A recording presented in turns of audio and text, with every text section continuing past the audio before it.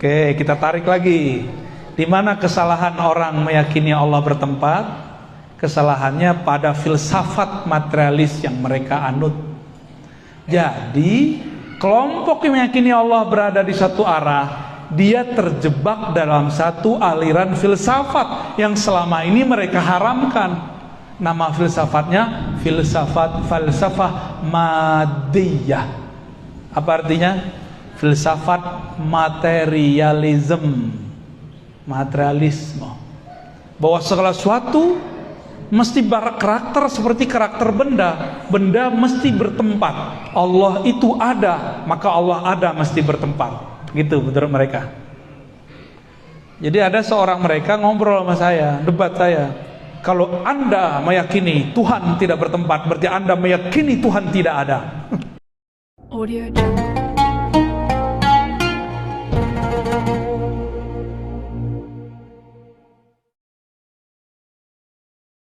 Warahmatullahi wabarakatuh. Alhamdulillahilladzi ja'alana minal muwahhidin. Walhamdulillahilladzi ja'alana minal mu'minin. Walhamdulillahilladzi ja'alana min ummati sayyidil anbiya'i wal mursalin. Amma ba'du. Saudara sahabat yang dimuliakan Allah, di sela-sela kesibukannya masih sempat ngaji ya. Alhamdulillah. Tema kita agak sedikit menguras akal, tapi akal bakal senang. Jadi jangan pernah katakan akal saya tidak cerdas. Akal kita cerdas, cuma jarang diolah. Temanya apa? Apakah Allah tidak bertempat? Oke. Kita nggak usah pakai teori aneh-aneh, pakai Quran, Sunnah aja ya. Quran, Sunnah, Quran, Sunnah. Karena akidah mesti sesuai dengan informasi, dengan yang kita yakini. Allah yang kita yakini menurunkan berita-berita, dan berita itu ada di dalam Al-Quran. Tinggal kita baca, kita pahami. Masalahnya kemampuan memahami, ini yang masalah. Jadi sebenarnya Qurannya satu, Allahnya Esa satu. Yang banyak itu kepala orang yang baca Qurannya. Orang yang sudah nyantri 7 tahun, 6 tahun dengan yang nyantri setahun, beda nggak hasil bacaannya? Yang dibaca sama Quran, benar ya? Anak S1 tulisannya sama nggak dengan anak S2? Hasilnya beda. Tapi sekarang banyak orang kualitas anak SD ngomentarin doktor, profesor, ya. Kualitas baru hijrah kemarin sore ngomentarin kiai, nginterin ustadz, masyaikh yang sudah puluhan tahun hari-hari bersama Alkitab dan Sunnah. Inilah kemudian menjadi PR kita bersama, ya. PR kita bersama ini. Inilah yang membuat masjid-masjid konflik, komplek-komplek tengkar. Karena yang kualitas baru ini dia ngerasa udah besar, dia ngerasa udah setara masih ustadz. Coba aja lihat antum komentar-komentar di sosial media, itu kan nggak tahu diri itu. Kalau nggak ngerti baru hijrah, uskut kul khairan auliyasmut, katakan khairan. Khairan itu kata-kata baik yang relevan. Ada baik tapi nggak relevan, nggak cocok. Udah baik harus dikasih yang pasnya. Ini udahlah nggak ngerti, komentar, ya lucu. Saya masih ingat kalam Imam Syafi'i, jika aku berdebat dengan orang pintar pasti dia kalah, tapi kalau berdebat sama orang bodoh pasti aku yang kalah. Jadi kalau udah ketemu gitu, masjid rame Pak di situ. Saya yakin masjid ini salah satunya nih. Tercium baunya, ya. Gak bisa dibuat-buat itu. Jamaahnya, personalnya mungkin, wallahu alam saya nggak ngerti. Kan saya nggak pernah nanya dan belum pernah mampir di masjid ini. Itu aura terasa ketika sholat. Saya pernah ke satu wilayah di Cibinong, sholat di situ. Itu masalah kunut doang. Itu orang sholat rame, tapi hatinya nggak nyatu, kan terasa Pak. Terasa bener. Saya biasa sholat tuh antara merem buka. Sekali itu kunut saya buka mata, bener. Segini nggak ngangkat, sono ngangkat. Tapi dalam batin mereka ada terbersit. Imam nih ahli bid'ah gitu. Jadi nggak nyatu sama imam. Terus ngapain dia sholat di situ? Kita kalau mau bermakmum dengan seseorang, kita serahkan kendaraan sholat ini kepada dia. Mau dia gak kunut, mau dia kunut, itu urusan dia. Sama juga tuh, yang biasa kunut, imamnya gak kunut, berdiri dulu lama-lama. Ya salam, ya sama aja tuh. Sama-sama parah, gak mengerti bagaimana cara berbeda. Apalagi dalam bab akidah. Ya, siap mendengarkan? Ya, siap, jangan pakai khayal anak-anak, ini pakai akal. Dengan akal tembuskan ke dalam kolbu, nanti baru ringan memahami ini, ya. Mari kita baca surah Al-Fatihah. Al-Fatihah. Bismillahirrahmanirrahim.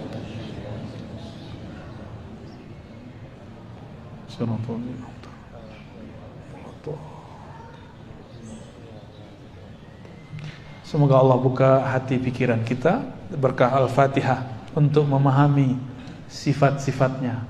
Siapakah dia, benarkah dia bertempat, atau bagaimanakah dia. Yang sering dijadikan dalil bahwa Allah bertempat itu ayatnya sama dengan dalil yang menunjukkan Allah tidak bertempat. Lucu nggak? Kalam ulama yang dinukil untuk memahami ayat tersebut sama dengan orang yang pro dan kontra. Ketika ada ayat Ar-Rahmanu 'alal 'arsy istawa atau tsumma istawa 'alal 'arsy, Allah yang Maha Rahman bersemayam di atas aras, istawa. Kalam ulama yang digunakan sama untuk memahami ini. Yang paling ngerti ayat kita apa ulama? Ulama yang paling mengerti, ulama yang dekat ke masa Nabi atau ulama yang belakangan? Yang lebih dekat ke Nabi, namanya salaf. Makanya nama salaf ini seksi. Paham maksudnya? Menarik untuk digunakan. Kita lihat imam salafnya ngomong apa, ya. Lalu kita orang-orang khalaf, orang belakangan pun ternyata berebut kalam dari kalam ulama salaf. Karena ada klaim legitimasi dari Rasulullah. Rasulullah mengatakan khairul qurun qarni, hadis Bukhari. Sebaik-baik abad, abadku. Lalu tsummal ladzina yalunahum, tsummal ladzina yalunahum. Lalu setelahnya. Berarti 3 kali kurun. 300 tahun, 3 abad. Yang paling sering diungkap itu 2 imam. Pertama Imam Malik, yang kedua Imam Syafi'i. Coba kita lihat ya. Nanti antum akan ketawa-ketawa sendiri atau dalam hati, oh begitu toh. Berarti selama ini kalam imam ini dipelintir gitu. Kata Imam Malik, ketika ada seseorang ngetes, kaifal istiwa, bagaimanakah istiwa? Dalam satu riwayat dia mengatakan al istiwa ma'lum. Istiwa itu dimaklumi maknanya, bahwa istiwa dalam bahasa Arab ada 15 makna. Itu maksudnya maklum. Kalau kita Arab maklum. Kalau dia maklum beneran, Arab beneran dia. Ya Arab cemas. Terus wal kaif. Nah, ini satu riwayat ini yang jadi persoalan. Wal kaif majhul. Kaif, tata caranya tidak diketahui. Ini kalam berbahaya. Wal imanu bihi wajib. Percaya kepada istiwa wajib. Wassual anhu bid'ah. Mempertanyakannya bid'ah. Entena li bid'ah. Maka beliau mengatakan akhrijuhu. Sekarang keluarkan dia. Itu kali-kali umur Imam Malik ngusir orang. Gak pernah beliau ngusir orang. Karena beliau tidak mau ada ahli bid'ah duduk di majelisnya. Tapi bid'ah versi Imam Malik bukan bid'ah versi kita. Di kita cuma karena beda masalah fikih disebut bid'ah. Sahabat-sahabat yang dimuliakan Allah, persoalan fikih lebih luas dari akidah. lebih leluasa, lebih santai, lebih banyak khilafiyahnya. Cuma karena beda yasinan gak yasinan udah gak mau bermajelis. Cuma karena beda kunun gak kunun udah gak mau bermajelis. Cuma beda Sayyidina sama Sayyidina udah gak mau bareng. Itu gagal fokus. Itu bukan bid'ah. Itu namanya khilafiyah. Apa beda khilafiyah? Diperdebatkan dalilnya. Dalilnya ada. Kalau bid'ah tidak ada dalilnya. Bisa bedain? Apa beda bid'ah dengan khilafiyah? Bid'ah tidak ada dalilnya. Kalau khilafiyah diperdebatkan dalilnya. Orang yasinan punya dalil nggak? Orang anti yasinan punya dalil juga. Tuh, diperdebatkan, berarti ini belum tentu bid'ah. Oke? Sentuh lawan jenis batal. Adakah imam-imam yang 4 ini membid'ahkan gurunya? Kata Imam Syafi'i, ada nggak pernah Imam Syafi'i bilang guruku Malik ahli bid'ah? Masa sentuhan lawan jenis nggak batal kecuali nafsu? Nggak ada kan? Nggak pernah ada. Coba contoh imam salafus soleh kalau berbeda. Mereka kalau berbeda saling maklum. Oh, kita beda dalil gitu. Kalau sekarang berbeda kenapa? Gimana kalau berbeda hari ini? Bentak-bentakan di masjid. Masjid ini kayaknya masih belum ada bentak-bentakan ya. Ya paling senggol-senggolan sih udah ya. Dimaklumi lah. Yang nyenggol-nyenggol biasanya orang nggak mengerti, baru awam. Wah, mendung ya. Makasih, ya. Jadi apa bid'ah? Sesuatu yang Imam Malik ngomong soal anhu, kamu mempertanyakan ini, itu bid'ah, nggak ada dalilnya. Ternyata sahabat Nabi nggak pernah ada yang nanya bagaimana istiwa. Nabi nggak pernah menjelaskan apa itu istiwa. Maka mempertanyakan itu bid'ah. Ini lafaz pertama, tapi ini berbahaya. Tadi ada lafaz wasu'al awal kaif anhu majhul. Tata caranya tidak diketahui. Berarti ada dong. Kalau punya tata cara, berarti Allah ini masih belum sempurna karena masih butuh cara. Maka teks ini kita cek sumbernya di mana. Sumbernya dalam kitab Imam Al-Baihaqi. Judulnya Al-Asma was Sifat. Ada di kitab itu. Tapi dasar orang suka memperkosa teks. Giliran teks ini diambil, penjelasannya nggak diambil. Ini sering banget ini. Contoh lain, Imam Syafi'i mengkritisi tasawuf, teksnya diambil, penjelasannya nggak diambil. Sering begitu. Imam Syafi'i menghukumi ahli kalam, tapi penjelasannya nggak diambil. Jadi mengkhianati kitab. Kalau orang bisa baca kitab kan tahu yang nukil ini pengkhianat. Pengkhianat Imam Syafi'i, pengkhianat Imam Malik. Ya. Imam Syafi'i nggak maksud begitu, dia arahkan begitu.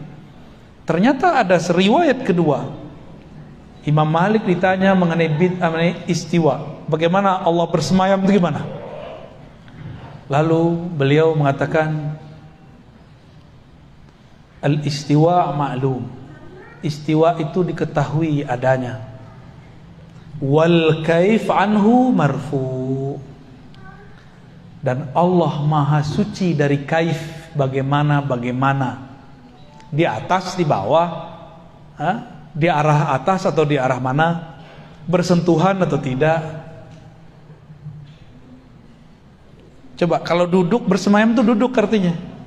Kalau duduk nempel nggak? Ada nggak orang duduk nggak nempel? Nempel ya. Ada seorang tokoh di masa salaf, tapi akidahnya bukan akidah salaf. Namanya Muhammad bin Karram. Siapa namanya? Muhammad bin Karram ini dia periwayat juga, tapi akidah dia kacau. Dia mengatakan Allah istawa, duduk dan bersentuhan dengan arsy. Tuh, gawat gak tuh? Dia wafat tahun 255, orang gila, dia salaf. Maka ada salah seorang imam yang juga dia ahli hadis, tapi akidahnya tidak mengikuti ahli hadis. Namanya Utsman bin Sa'id Ad-Darimi. Coba diulang-ulang namanya. Utsman bin Sa'id Ad-Darimi. Kan dari tadi kita udah sepakat mau serius nyebut nama ya. Utsman bin Sa'id Ad-Darimi. Udah siang-siang panas nyebut nama lagi ya. Wafat 280 Hijriah. Dia menukil ajaran si Muhammad bin Karam tanpa dia sadari. Apa kata dia? Allah benar-benar di atas, dibatasi oleh aras dan langit. Maka Allah mempunyai dua batas. Bahaya nggak tuh? Ada orang meyakini Allah punya batas. Batasnya Allah adalah langit dan aras. Itu akidah Nabi atau akidah kelompok yang bertentangan dengan Nabi? Gak usah langit dulu, batas. Kata batas ada gak di Quran untuk Allah? Gak ada. Tapi dia mengatakan siapa yang menolak Allah punya batas berarti dia menolak Al-Quran. Tuh ayatnya sama. Lalu saya ceklah Darimi ini pakai ayat mana?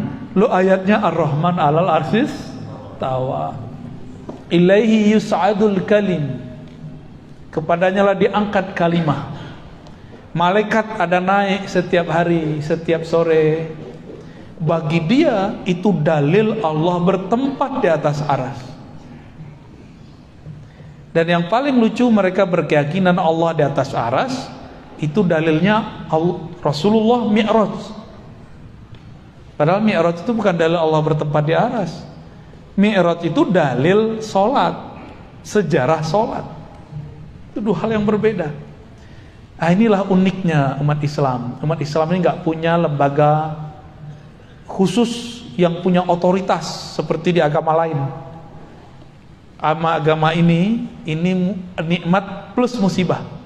Nikmatnya Bapak ini kalau ngaji bisa jadi penafsir.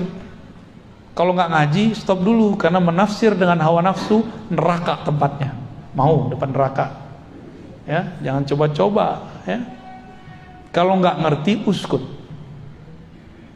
Kalau nggak ngerti diem aja udah, ya. Karena orang diem ini dia cukup syahadat masuk surga udah. Tapi kalau dia mulai komentar Allah bertempat, udah dihisap itu kalam. Yang bilang Allah tidak bertempat juga dihisap. Apa dalil dia ngomong begitu? Ya. Maka yang afdol itu cukup baca Qul huwallahu ahad, selesai. Katakanlah Allah Maha Esa, udah beres. Asyhadu an la ilaha illallah asyhadu anna rasulullah. Cuma kan kita ini suka mencari-cari sesuatu yang gak perlu dicari, menanyakan sesuatu yang gak perlu ditanya. Makanya orang ini datang katanya ilmiah. Apa itu istiwa? Bagaimana cara istiwa?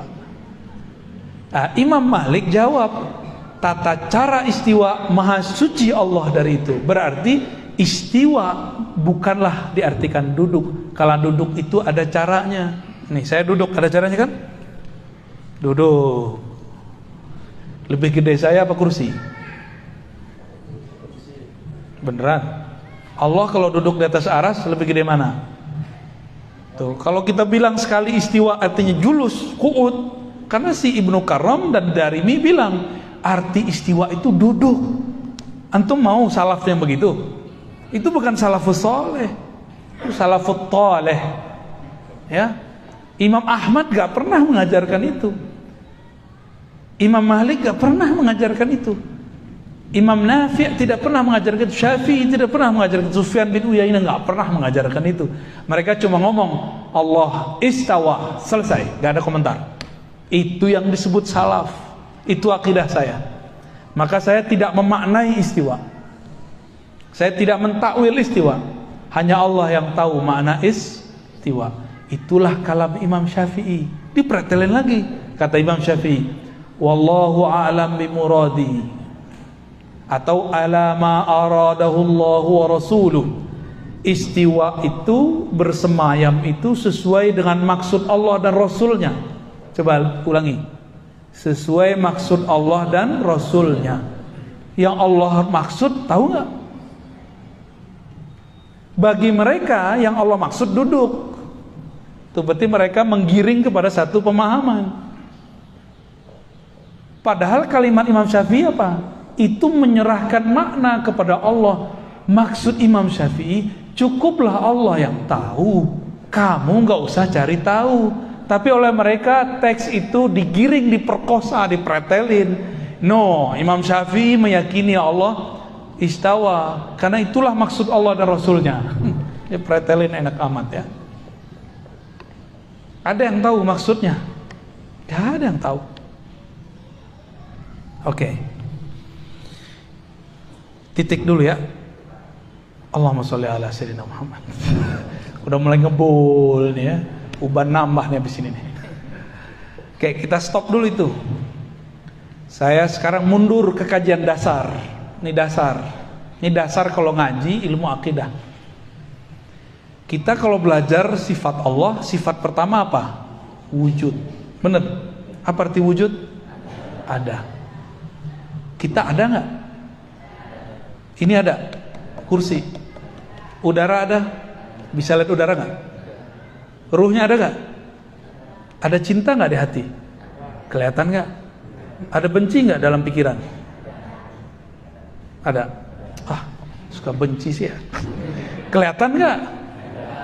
Kalau lagi sedih nangis, bener. Ini teteh-teteh, mbak-mbak, ibu-ibu, kalau akad nikah nangis nggak? Sedih atau bahagia? Sedih apa bahagia? Sedih ya? Masa sedih orang nikah? Bahagia ya? Kecuali cerita dangdut ya, cerita balada cinta. Bener, orang bahagia bisa nangis, orang sedih nangis. Terus air mata itu tanda apa? Berarti air mata bukanlah tanda sedih dan tanda bahagia. Air mata itu tanda kolbu sedang tersentuh. Mau sentuhannya kebencian ataupun kesedihan ataupun kebahagiaan. Kolbu merasakan, mata menerjemahkan. Nggak kelihatan. Rasa, makan suatu rasa, kelihatan nggak rasa? Tapi dia ada. Beneran. Jangan-jangan kita selama ini ngawang lagi. Makan tuh nggak jelas rasanya apa. Oke, ini mukaddimah. Warna, ini warna apa nih? Baju saya apa? Kopiah saya? Tapi hitamnya beda nggak? Oke. Coba sekarang bayangkan hitam, tapi tidak pada topi, tidak pada kopiah, tidak pada tembok, tidak pada baju, tidak di satu benda. Bisa nggak? Hitam, warna hitam tanpa ada di suatu benda. Bisa nggak? Berarti warna mesti nempel di satu benda. Ada warna itu? Wah, tambah ngebul. Biarlah ya, otak kita terlalu besar untuk dianggurin. Jangan dianggurin nih otak. Ini otak masih banyak yang mau dibuka sama dia. Nih saya coba panas-panasin sekarang. Ntar kecanduan. Pegel-pegel sih awalnya. Awal kita push up kan pegel dulu. Tapi besok kalau nggak push up lebih pegel lagi. Mending push up sekalian. Begitulah ngaji ilmu yang berat. Awalnya pegel di otak.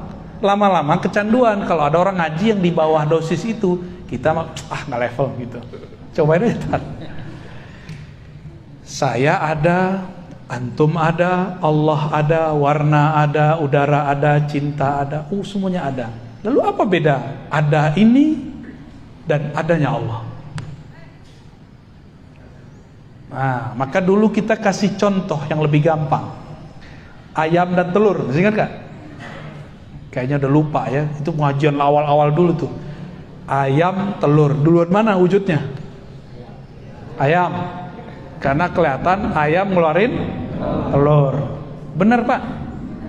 Pernah ngelihat gak telur ngeluarin ayam? Ya, dulu waktu saya masih kecil saya punya ternak ayam tuh. Itu dari telur keluar ayam. Tuh beda mazhab kita. Jadi duluan mana? Ayam atau telur? Wujudnya telur. Ya salam. Terus yang ngelihat ayam mengeluarkan telur gimana nasibnya? Ini kan ayat-ayat Allah semua.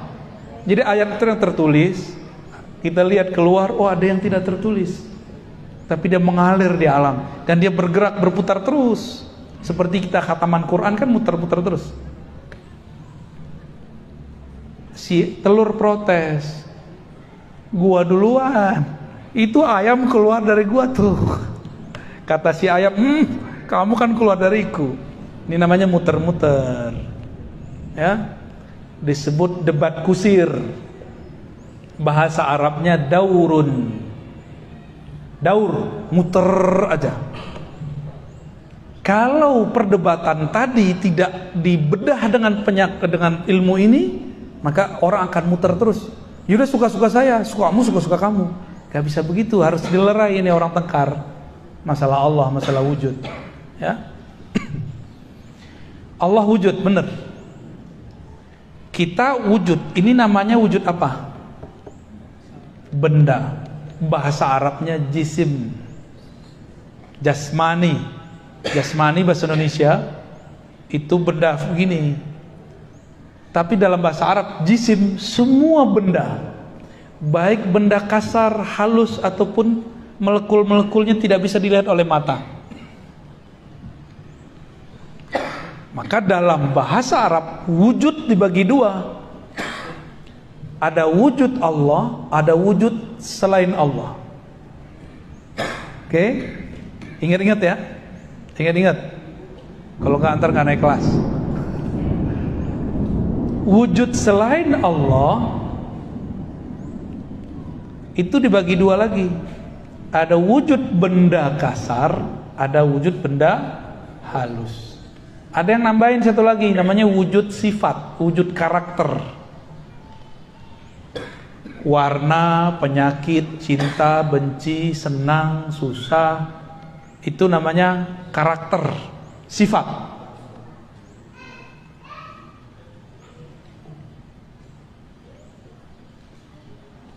Ada nggak warna? Benar. Tapi tidak ada warna jika dia tidak ada di satu tempat. Sekarang sedih sama benci. Coba benci bayangkan tanpa ada muka orang benci. Bisa nggak? Berarti benci itu kebayang wajahnya gitu ya. Bener. Emang begitu wajah orang benci? Enggak. Psikopat benci wajahnya datar aja. Orang munafik taat, zahirnya batinnya tidak. Jadi jangan terpengaruh oleh zahir. Benda ini baik benda kasar, benda halus. Benda kasar nih, udara, cahaya, ini benda halus. Benda punya karakter wajib, yaitu bertempat. Nah, coba diingat-ingat. Benda pasti Ini kalau ada whiteboard enak nih Pak. Kita panah-panahin. Wujud benda bertempat. Allah benda bukan? Bukan. Wujud Allah bukan benda. Maka wujud Allah tidak Nah, gitu rumusannya. Dalilnya mana dari Quran? Laisa kamitslihi syai'un. Surat Asy-Syura ayat 11. Apalagi dalilnya? Allahus Samad. Bahkan dalilnya Ahad. Ahad itu masuk di sana. Sebelum ada arasy, Allah ngapain? Nganggur. Katanya Allah mesti bertempat. Terus di mana Allah? Kan repot dah. Ya. Ada dalilnya. Cuma mereka dhaifkan padahal hadis sahih. Ya. Saya ulang lagi, setiap benda mesti bertempat. Maka udara ini benda dalam ilmu bahasa Arab. Dia butuh ruang, waktu. Butuh ruang dan waktu. Bapak Ibu ini lagi dalam ruang nggak? Bisa nggak duduk tapi tidak di ruangan? Juga bukan di luar ruangan. Bisa nggak? Duduk tapi tidak di suatu tempat. Nggak ngawang, nggak di bawah, nggak di atas, nggak di kiri, nggak di kanan, nggak di depan, nggak belakang. Bisa nggak bayangin? Nggak bisa. Berarti mustahil ada benda tidak bertempat. Sudah, oke. Mustahil ada benda tidak bertempat. Maksudnya gimana? Jangan kebalik-balik. Allah bukan benda, wujud Allah bukan benda, maka dia tidak bertempat. Tapi oleh kelompok mujassimah yang membendakan Allah tanpa mereka sadari, mereka bilang, apa kata mereka? Segala sesuatu yang mewujud mesti bertempat. Nah, ini keliru. Apa kata mereka? Segala yang wujud mesti bertempat. Kalimat ini kurang sempurna. Setiap wujud benda mesti itu yang benar. Bukan setiap wujud. Siapa yang ngomong begini? Orang yang mengharamkan filsafat tapi dia mengatakan, membicarakan filsafat. Namanya Syekh Ibnu Taimiyah. Ya, dia ini mengharamkan filsafat, tapi istilah jisim, benda, gerak, ruang, waktu itu kan istilah filsafat semua. Dia haramkan tapi dia katakan. Menarik kan nih? Dia mengharamkan filsafat tapi dia berteori dengan filsafat. Sekarang muncul orang mengharamkan filsafat lalu menyerang ustadz-ustadz yang mengerti filsafat, tapi dia tidak berani menyerang imam dia yang berfilsafat. Lucu gak tuh? Bagi saya lucu. Giliran imam ente nggak berani, giliran ustadz yang lain dia berani. Berarti pisaunya mata dua, ya, satu tumpul, satu tajam. Obrolan wujud bersifat, wujud benda bertempat, itu semua filsafat yang bahas. Dipinjam oleh orang ahli akidah.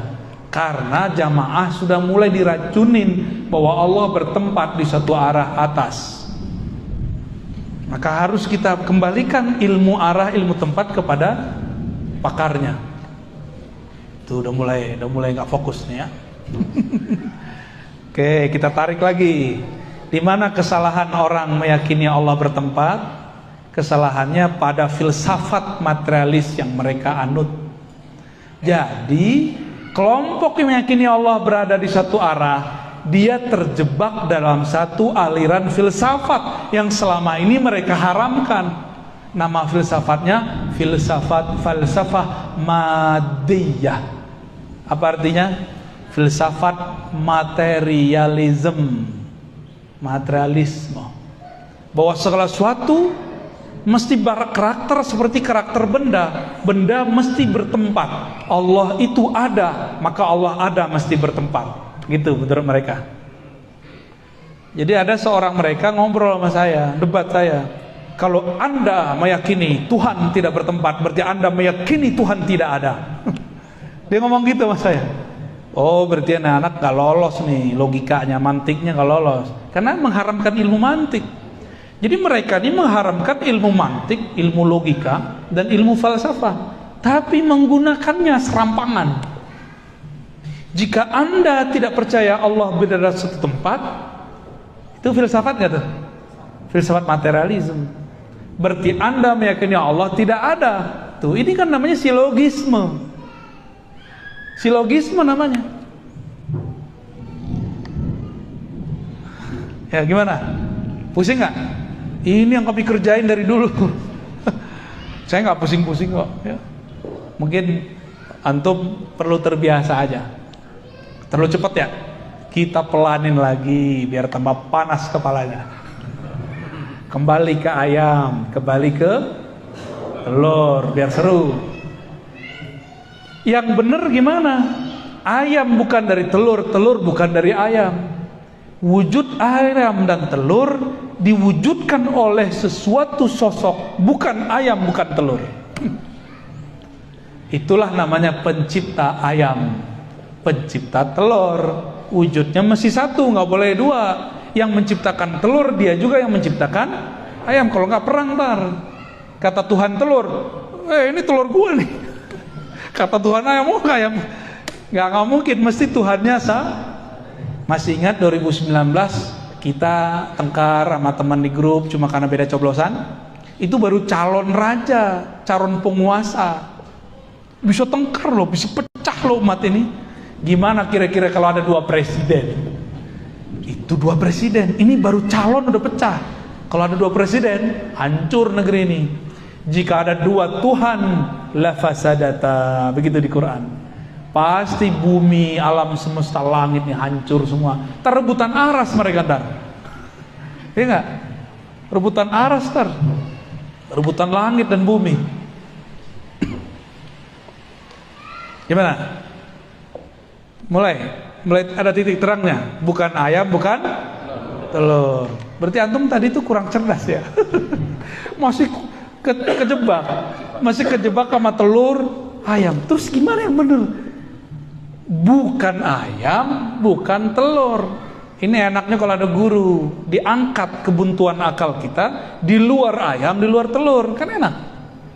Coba antum dikasih PR 70 hari, nggak akan jawab itu. Ya, bisa pusing-pusing sendiri, bisa-bisa pulang jadi orang gini. Ya, mikirin Tuhan kok dipikirin. Ya, Allah nggak usah dipikirin, Allah itu dikenal. Kalau kenal cinta, kalau dicinta baru terasa. Orang-orang yang meyakini Allah bertempat, berada di suatu arah, mereka terjebak pada filsafat materialisme. Cuma mereka tega karena nggak mengerti apa yang mereka bicarakan. Kita yang dituduh berfilsafat.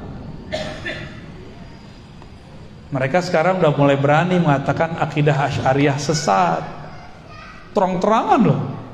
Berarti kita yang belajar Allah wujud kidam bako, hei selamat, Anda orang sesat. Pada belajar itu nggak waktu kecil? Belajar semua? Paling lupa-lupa dikit ya? Apa lupa banyak? Berarti semuanya sesat. Orang sesat. Mau nggak antum dibilang sesat? Mau nggak ulama dulu yang bawa Islam ke sini disebut sesat? Kiai-kiai kita dibilang sesat. Mau nggak? Ridho nggak? Mereka pendatang baru berani-berani bilang kita sesat.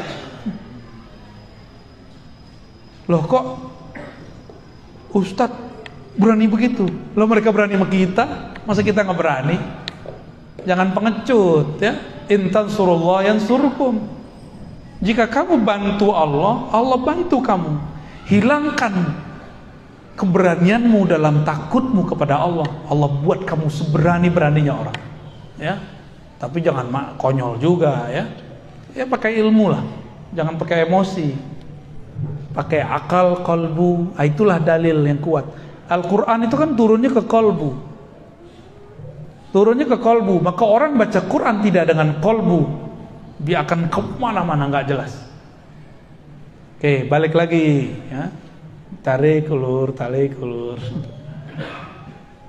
Bumi, langit ini bagian dari benda. Aras pun benda. Aras itu benda Pak. Mana dalilnya? Akhir surat At-Taubah. Wa huwa rabbul arsyil azim. Dialah Rabb pencipta aras yang besar ukurannya, mencakup langit dan bumi. Rabbu artinya pencipta. Kalau Rabbun di bawahnya benda atau karakter benda. Maka Allah lah yang menciptakan aras. Berarti aras benda bukan? Disebut benda besar, benda azim. Kelompok mereka mengharamkan satu keyakinan namanya ittihad dan hulul. Allah menempati benda. Tapi mereka meyakini Allah menempati aras.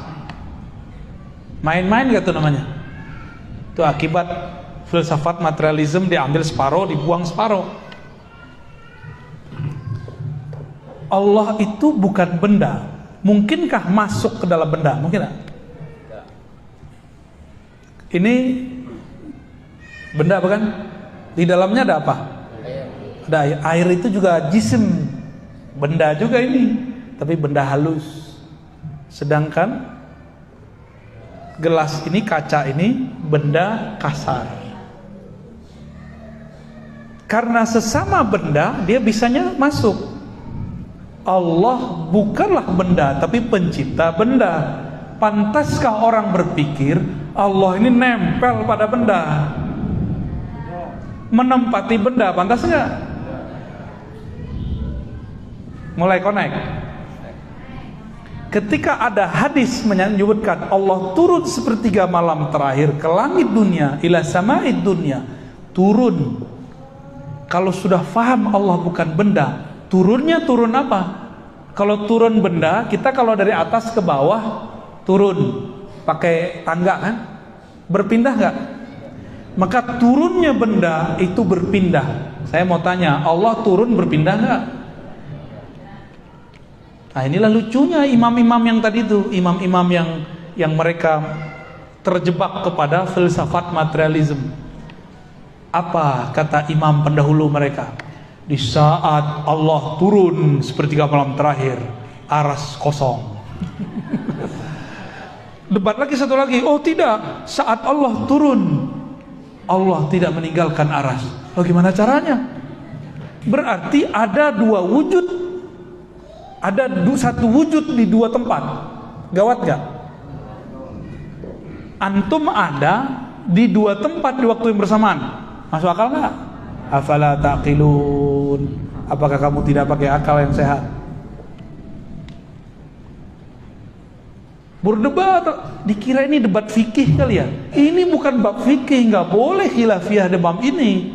Tapi mereka meletakkan perkara akidah di bab fikih. Maka mereka sedang mempermainkan Allah Subhanahu wa taala dengan pemahaman yang rendah itu. Lalu datanglah imamnya belakangan, betul, menggabungkan dua pendapat itu, dan dia pakai pendapat yang kedua. Allah berpindah dari atas ke bawah, hakiki zatnya yang pindah. Tuh lebih parah lagi ada kalimat zatnya. Zatnya Allah pindah dari aras ke langit dunia tanpa mengosongkan aras. Ambigu nggak? Jadi ambigu. Ternyata mazhab dia filsafat ambiguism. Apa itu? Dia ngomong Allah itu bukan jisim, tapi Allah itu tidak disebut jisim, juga tidak disebut tidak jisim. Pusing nggak antum? Anda ulangin. Allah bukanlah jisim, tapi juga bukan tidak jisim. Tuh, maksudnya apa? Tidak jisim, tapi juga bukan tidak jisim. Maksudnya apa tuh? Berarti Allah ini sosok yang lain. Jadi ternyata ini imam namanya Ibnu Taimiyah mentok dia. Allah jisim. Kalau jisim pindah-pindah. Tapi kan kalau Allah pindah aras sama siapa? Kalau berpindah dia jisim kosong. Oh berarti Allah itu bukanlah jisim, tapi juga bukan tidak jisim. Digabunglah itu. Namanya jam'u bainal mutadaddain, menggabungkan dua hal yang kontradiksi. Itu adalah puncak kekacauan filsafat. Berarti dia berfilsafat gak? Itulah yang jadi akidah yang antum selama ini galaukan. Masih mau ikut akidah begitu? Akidah yang mengambil filsafat materialism tapi membatalkan materialism. Buat lagi jisim tapi bukan jisim, nggak disebut jisim tapi juga tidak disebut tidak jisim. Kacau itu ya. Itu kitabnya sendiri, nggak sanggup dibaca oleh pengikutnya. Judul kitabnya nanti antum cari ya kalau berani. Dar'u ta'arud bainal aqli wan naql. Menolak kontradiksi akal dan nakal. Apapun kata ayat, akal harus ikut akal-akalan dia. Jadi dia buat definisi akal sendiri, dia buat definisi dalil sendiri. Itu kitab kalau cetakan termurah 5 jilid. Ada teman saya punya 9 jilid. Kita ceklah pengikut dia sekarang, apa komentarnya terhadap kitab itu. Kata mereka, jangan baca kitab ini. Jadi mereka sendiri takut baca kitab itu.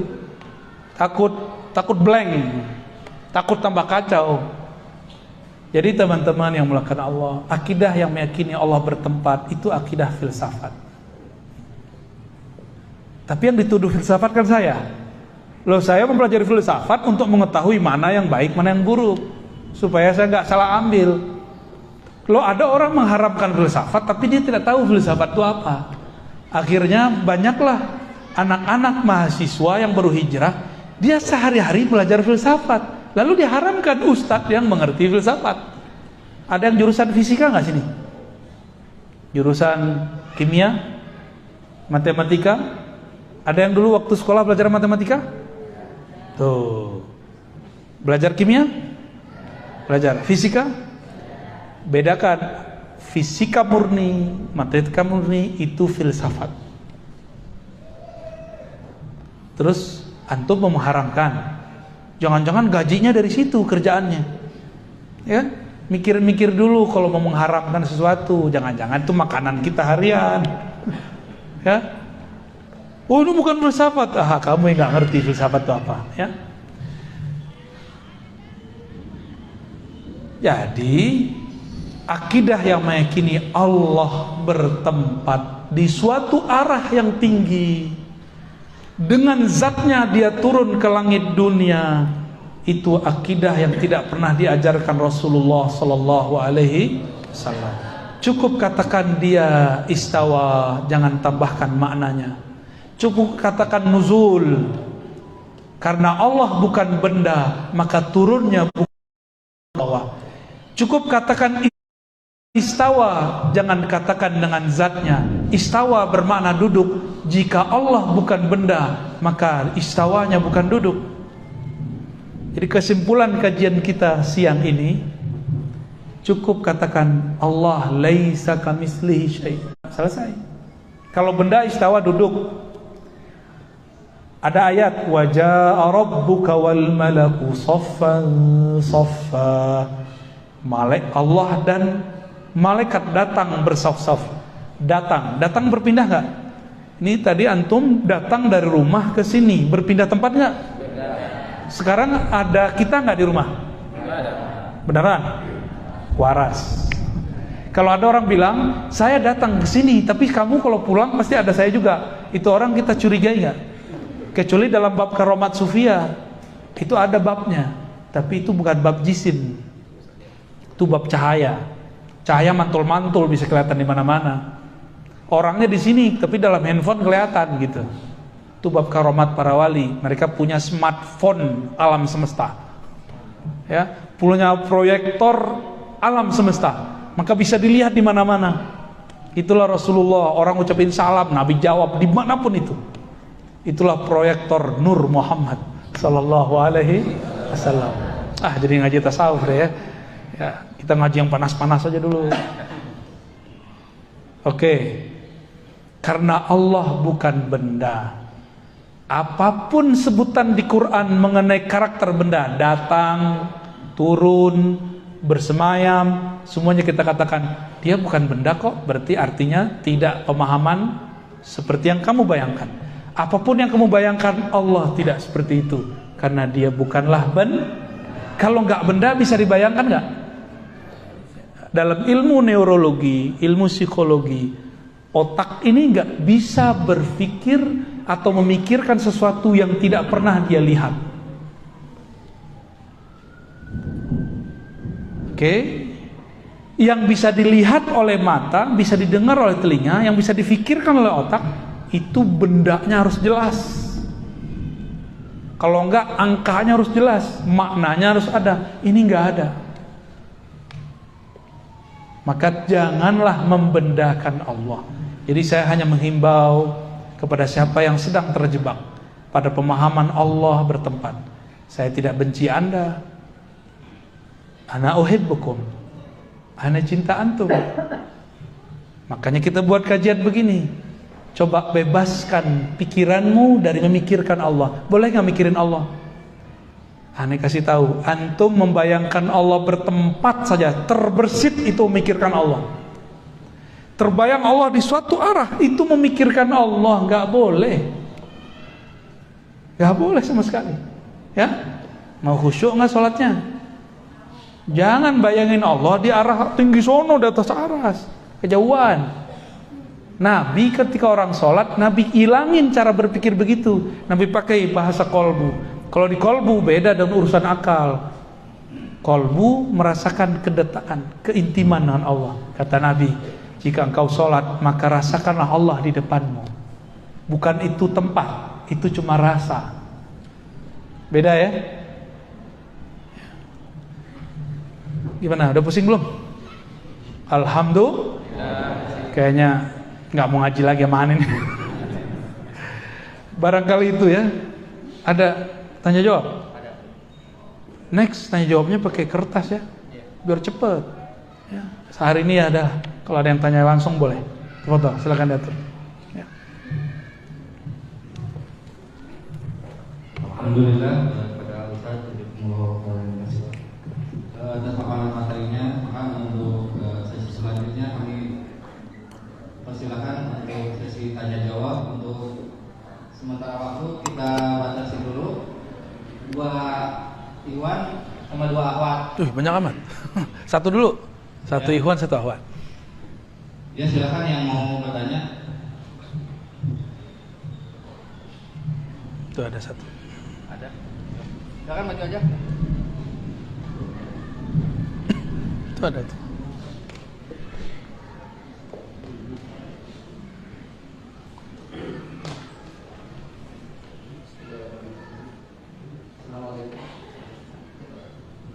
Assalamualaikum warahmatullahi wabarakatuh. Salam. Naikin. Udah.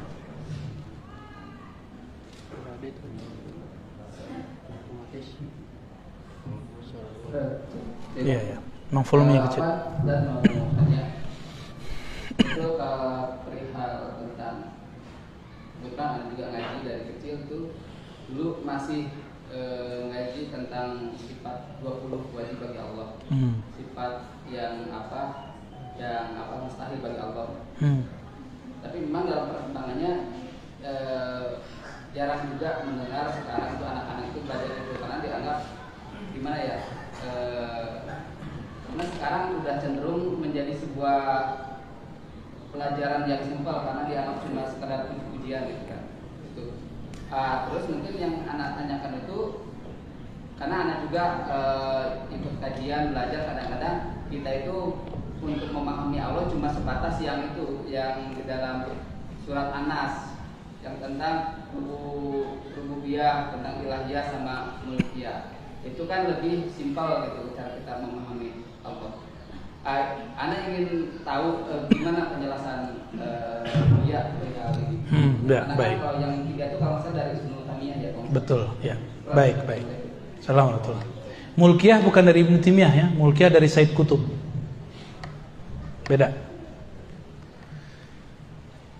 Belajar akidah itu bukan karena simpel atau tidak simpelnya, garis bawahi.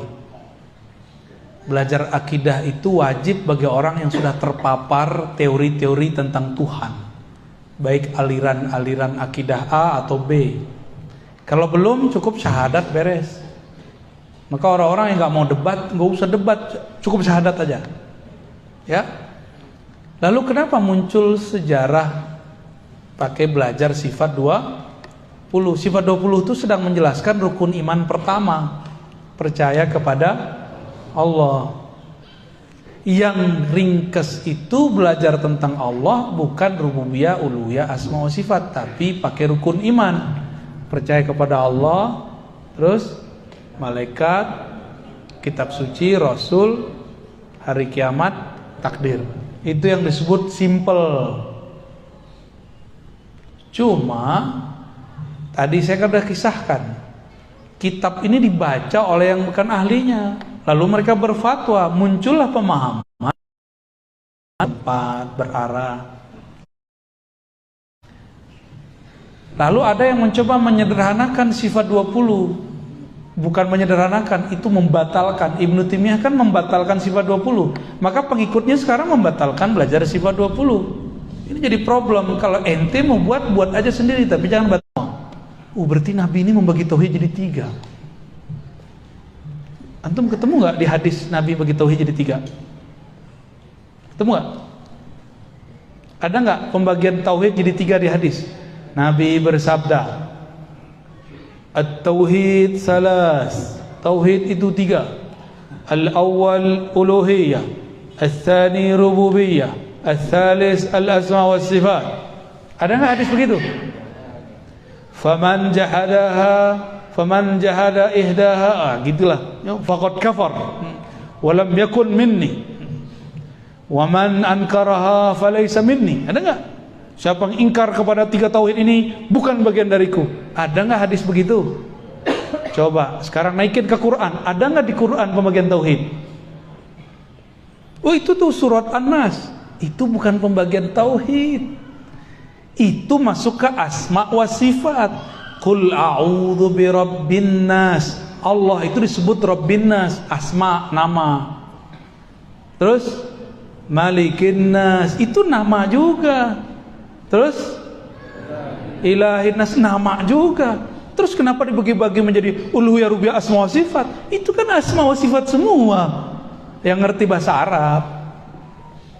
Rabb itu nama Allah, Malik itu nama Allah, Ilah itu nama Allah. Itu asma satu, baru satu. Dari mana pembagian-pembagian jadi 3 itu? Oke, saya sebagai orang yang mengajar di kampus, kita punya satu kaidah. Seorang ulama, seorang ilmuwan boleh buat teori. Tapi teori ini tidaklah suci, boleh dikritisi. Sama kawan gak boleh kritisi. Aneh gak? Jadi antum boleh kritik sifat 20, bagus. Ntar Geja jawab. Tapi nanti kita balas pertanyaan, siap gak? Ya. Saya kritisi tauhid uluhiyah rububiyah asma wa sifat. Dan saya siap mendengarkan pertanyaan antum. Ya. Jangan main bantah-bantah orang, nyalain orang, tapi gilir di debat bilang, oh ente bukan ahlussunnah. Gak begitu caranya. Ya, harus fair. Sebagaimana dulu berani buat yang baru, ya. Kami kalau di kampus, Bapak yang pernah ngampus, itu ada sidangnya. Kalau lagi sidang diapain nama penguji? Disalah-salahin. Bener gak? Salah satu kajian ilmiah itu karakternya siap di debat. Ngaku kajian ilmiah, di debat bilang kita fasik mezindik. Kita debat dibilang kita jahmiyah. Kita debat dibilang kita bukan ahlussunnah. Ini klaim gak benar. Ilmiah itu bukan hadis riwayat fulan nomor sekian. Itu bukan ilmiah. Itu namanya nukil data. Ilmiah itu ada metodologinya, ada pendekatannya, ada teorinya. Berkata Syekhul Islam Ibnu Taimiyah, itu namanya nukil, bro. Copy paste namanya. Ya, menukil-nukil bukanlah ilmiah. Nukil itu justru musuhnya ilmiah. Kita buat skripsi, nukil dari skripsi orang tanpa kemudian ada tambahan. Namanya apa? Plagiat, walaupun nyebutin sumbernya. Orang selevel anak S1 aja ngerti. Loh kok anak S1, S2 ada yang terjebak akidah begini coba. Berarti dilupa dengan kaidah ilmiah yang dia bangun selama ini.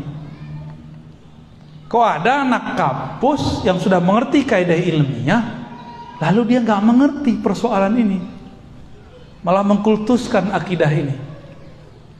Kan lucu, akidah kita boleh dikritik, akidah dia nggak boleh dikritik. Berarti dia mengkultuskan siapa? Pemahaman kita boleh dibatalkan, pemahaman dia nggak boleh dibatalkan. Para ustadz kan nggak mau balas-balesin, ya. Kita juga akhirnya yang balesin.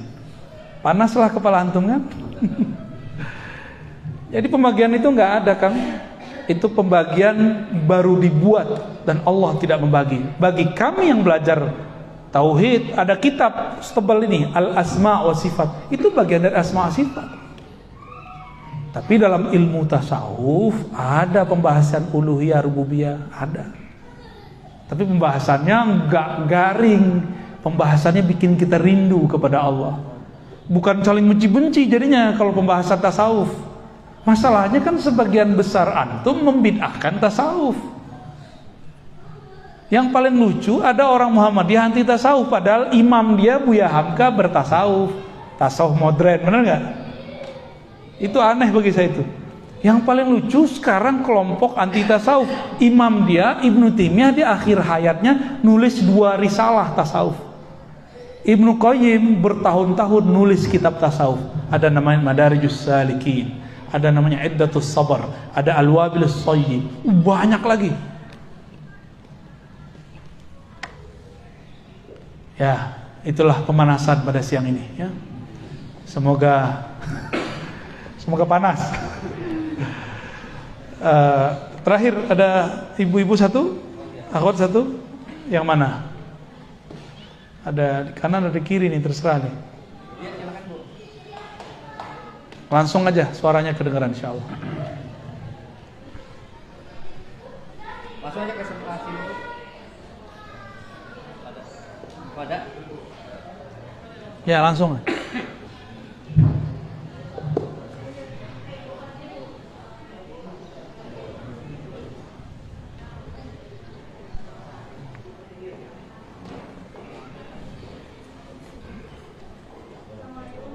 Assalamualaikum. Oke, di luar tema. Baik.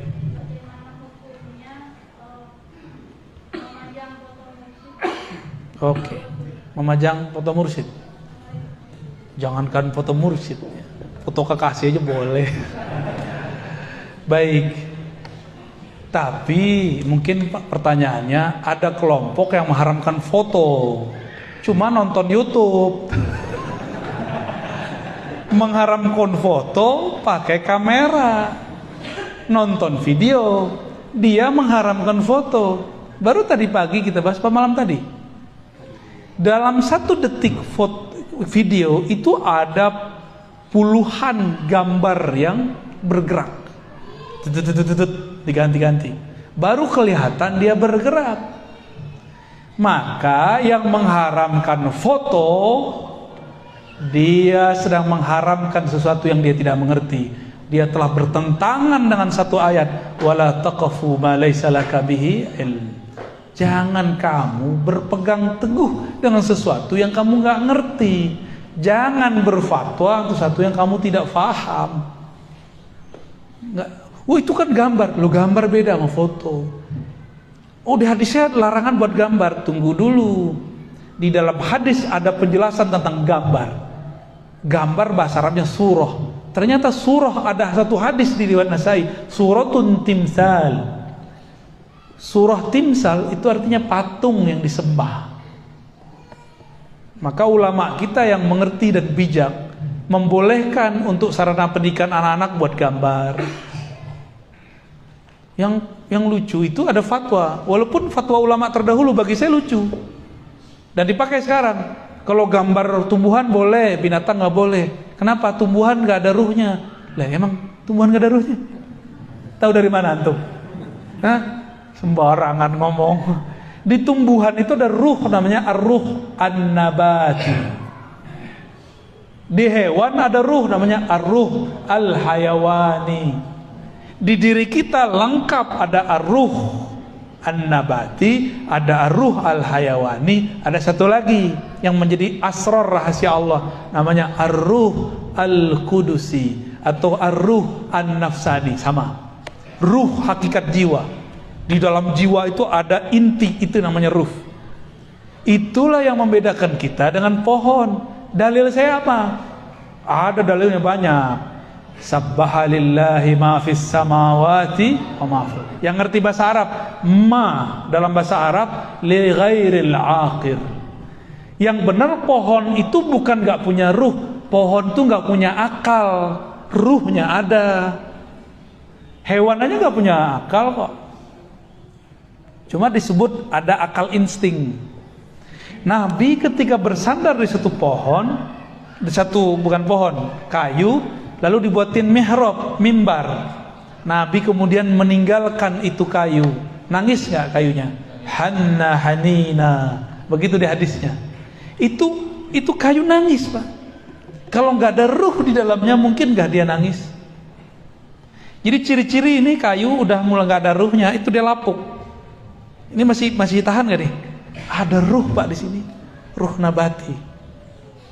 Ya, cuma dia lagi stagnan, nggak tumbuh. Ya, antum masih tumbuh nggak? Yang ada maju, melar. Ya, nasyahnya sudah nggak ada, yang ada melarnya. Oke, bener ya? Tuh perutnya, pegang aja perut sendiri.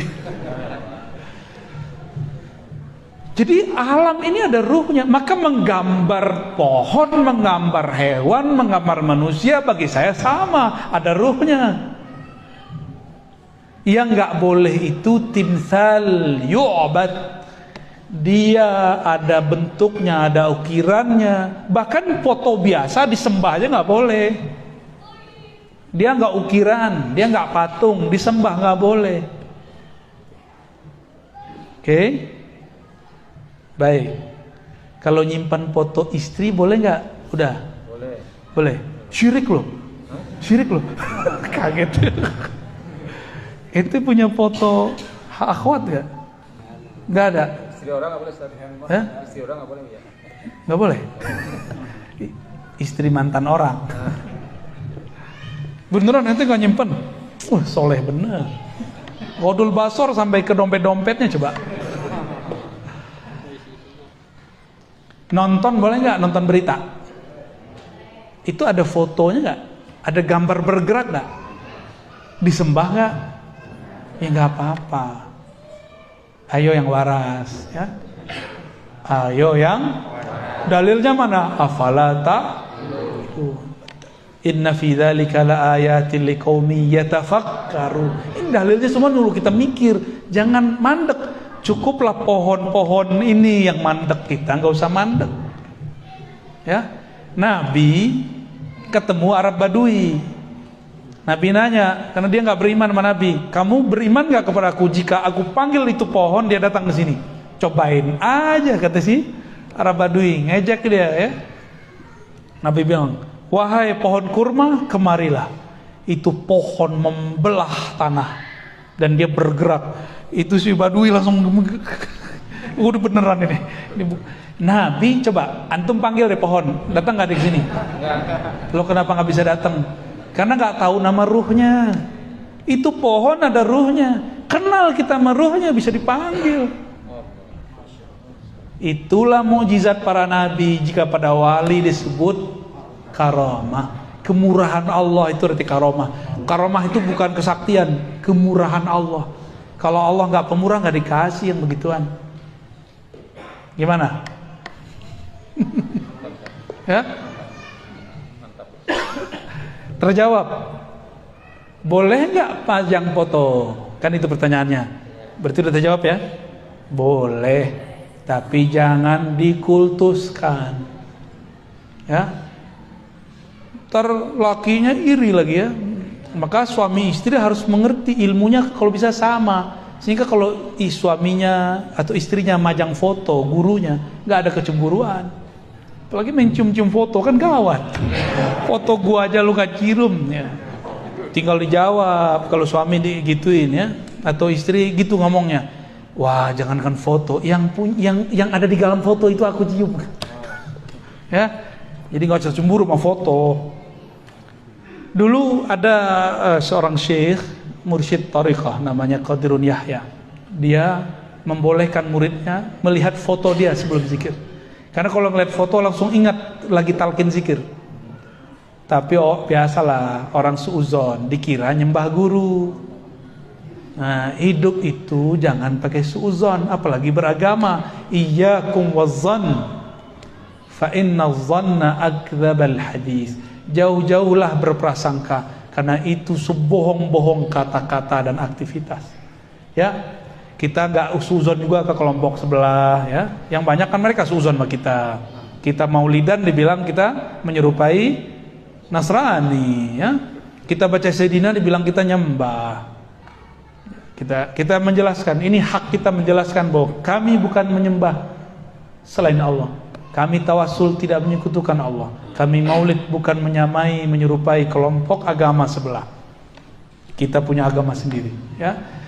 Sudah 1:30, habis ini saya mau jalan lagi ke Al-Maksum, Universitas Al-Maksum. Kita ada kajian di sana ya. Sekarang katanya sudah boleh ikut ya.